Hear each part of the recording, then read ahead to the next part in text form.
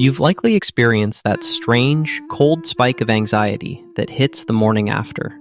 You wake up, reach for your phone, and scroll back through what you posted the night before. Maybe it was a 3-paragraph caption about your recent breakup, or a video of you crying in your car, or perhaps a series of heated stories defending your latest life choice. In the moment you hit share, you felt a rush of relief. It felt like you were finally being honest. It felt like you were standing in your truth.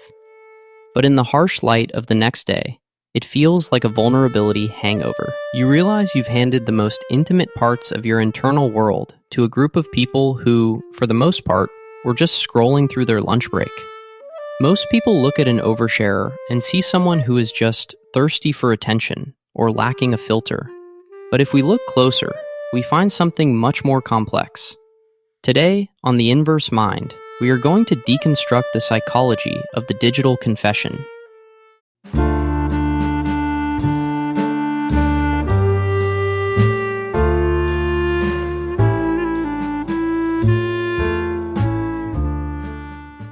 We are going to explore why we've turned our private wounds into public content, what we are actually trying to buy with our privacy, and how to reclaim the parts of yourself you've accidentally sold for likes. Stay with me until the end, because we're going to uncover the one question you need to ask yourself before you hit share that will save your sovereignty and your sanity.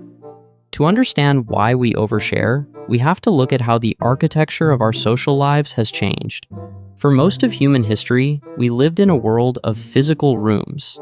If you wanted to share a secret or a struggle, you had to find a person, look them in the eye, and speak.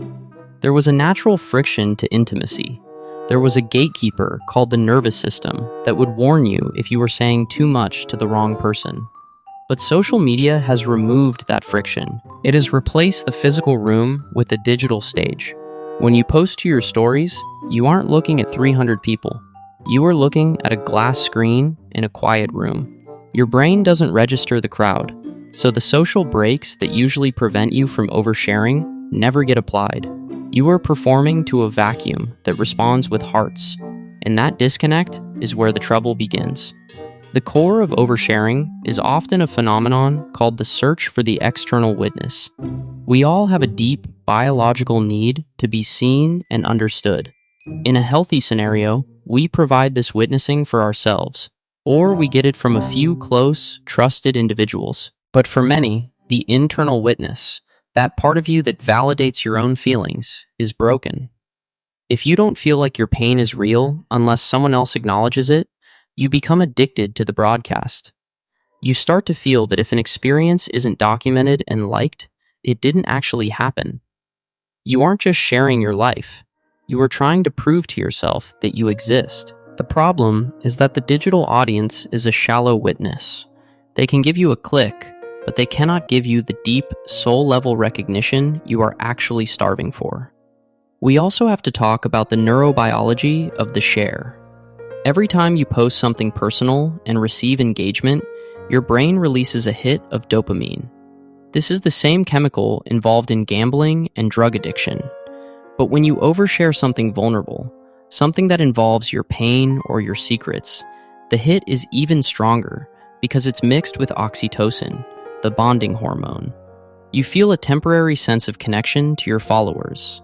For a few minutes, you feel like you have a tribe. But because that connection is mediated by an algorithm, it's incredibly fragile. When the notifications stop, the oxytocin levels drop, and you are left feeling more isolated than before. This leads to the cycle of the escalation of vulnerability. To get that same hit of feeling seen, you have to share something even more personal, even more shocking, or even more raw. You are effectively burning your own privacy to keep yourself warm for 10 minutes. One of the most common forms of oversharing today is what psychologists call trauma dumping. This is the act of unloading intense, unprocessed emotional baggage onto an audience that didn't ask for it and isn't equipped to handle it. People who trauma dump often believe they are being authentic or vulnerable. They think they are breaking the stigma. But there is a massive difference between vulnerability and oversharing. Vulnerability is sharing your truth with people who have earned the right to hear it, in a way that leads to deeper connection. Oversharing is a discharge of emotional tension. It's like throwing a hot coal at someone because you don't want to be the one holding it anymore. When you trauma dump on social media, you aren't looking for a relationship. You are looking for a therapist who doesn't talk back. This behavior is frequently rooted in an anxious attachment style. If you grew up in an environment where you had to be loud or dramatic to get your parents' attention, you learned that being calm and private meant being invisible.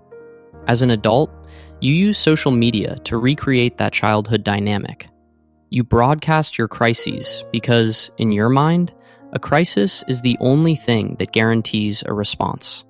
You are terrified of the silence.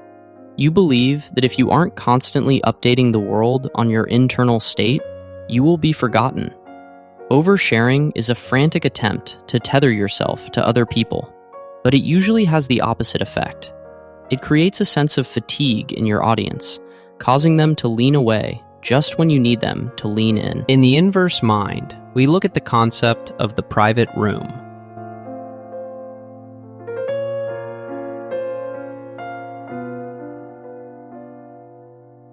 Every human being needs a sanctuary, a part of their life that belongs only to them and perhaps one or two other people. This is the seat of your sovereignty. When you overshare, you are effectively tearing down the walls of that room. You are inviting the entire world into your bedroom, your therapist's office, and your most private thoughts. When everything is public, nothing is sacred. And when nothing is sacred, your sense of self begins to dissolve. You start to view your own life through the lens of a content creator. You stop asking, "How do I feel about this?" and start asking, "How will this look in a post?" You have commodified your own soul, and the price you pay is a permanent sense of emptiness. There is also a darker, more Machiavellian side to oversharing that we rarely discuss. For some, oversharing is a tool of preemptive defense. By being the first one to broadcast your flaws, your mistakes, or your messiest moments, you are trying to control the narrative. You think, if I tell everyone I'm a mess, then nobody can use my messiness against me. It's a way of reclaiming power by being the loudest voice in the room. But this is an illusion of control. By putting your vulnerabilities on a public platform, you are actually handing people the exact blueprints they need to hurt you.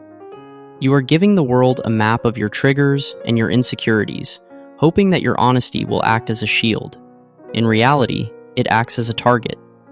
We must also address the blurred line between authenticity and performance. We live in an era where being vulnerable is a high-status trait. We are told to show our messy middle and to be raw and real. This has created a paradoxical situation where people are now performing vulnerability. They are carefully curating their overshares to make sure they look like the right kind of mess. They cry on camera, but they make sure the lighting is good. They share a struggle, but only after they've already found the lesson. This isn't honesty. It's a sophisticated form of social engineering designed to build trust and authority. The problem is that when you perform your pain, you lose the ability to actually feel it and process it. You are stuck in a feedback loop of your own making, where your real emotions are constantly being edited for an imaginary audience. So how do we stop? How do we rebuild the walls of the private room without becoming cold or isolated? The first practical step is the implementation of the 24-hour rule. Before you post anything that involves a strong emotion, a personal secret, or a current conflict, you must wait 24 hours. Save it in your drafts. Go for a walk. Talk to a real-life friend. Most oversharing happens in a state of emotional urgency, a moment where your amygdala has hijacked your prefrontal cortex. By waiting a full day, you allow your logical brain to come back online.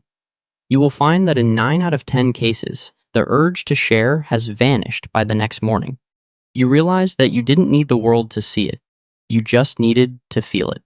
The second step is to cultivate the internal witness. You have to learn how to validate your own experiences without a like count. When something great happens, try not to tell anyone for 3 hours. Just sit with the feeling. When something painful happens, try to process it in a journal or with a professional. before you put it on a story. You are rebuilding the muscle of self-containment. You are proving to yourself that your life is real, even if nobody else is watching. This is where true sovereignty comes from. It's the ability to say, "This moment is mine, and I don't owe it to anyone else." Another powerful tool is the concept of levels of intimacy. You need to categorize the people in your life into circles. The center circle is for you alone. The second circle is for your partner or a best friend. The third is for close family. The fourth is for friends. And the outermost circle is for the internet. Before you share, ask yourself, which circle does this information belong in? If you are sharing second circle information with the fourth circle, you are creating an intimacy violation. You are giving a stranger a level of access they haven't earned. By keeping your information in the appropriate circles, you protect your relationships and your own dignity. You stop being a public spectacle and start being a private individual with a public presence. We also have to reevaluate what we think authenticity means. True authenticity isn't about showing everyone everything. It's about being consistent with yourself. You can be a deeply authentic person while still being a deeply private person. In fact, privacy is often a prerequisite for authenticity. If you are always adjusting your behavior based on how it will be perceived by an audience, you can never truly be yourself. Privacy gives you the space to experiment, to fail, to change your mind, and to grow without the pressure of a public record. By reclaiming your privacy, you are actually becoming more authentic because you are finally living for yourself instead of for a screen. For those of you who find yourselves on the receiving end of someone else's oversharing, the practical path is about boundaries. You don't have to be a digital therapist. You don't have to carry the emotional weight that someone else has thrown at you. If someone is trauma dumping in your DMs or on your feed, it is okay to disengage. You can say, "I can see you're going through a lot, but I'm not in a place where I can give this the attention it deserves." You are not being unkind. You are being sovereign. By refusing to play the role of the shallow witness, you are actually encouraging the other person to seek out the deep witnessing they truly need. The psychology of oversharing is a journey from the stage back to the self. It's a realization that your value doesn't increase with your visibility. The internet is a place for information, for entertainment, and for connection, but it is not a place for the soul. Your soul requires silence. It requires a locked door. It requires the knowledge that there are parts of you that will never be for sale, never be for likes, and never be for rent. When you finally stop the broadcast, you might find that the silence is a bit scary at first. You might feel a bit lonely. But in that silence, you will finally hear the voice you've been drowning out with the noise of the crowd. Your own. The courtroom of public opinion is closed. The audience has gone home. The stage lights are off.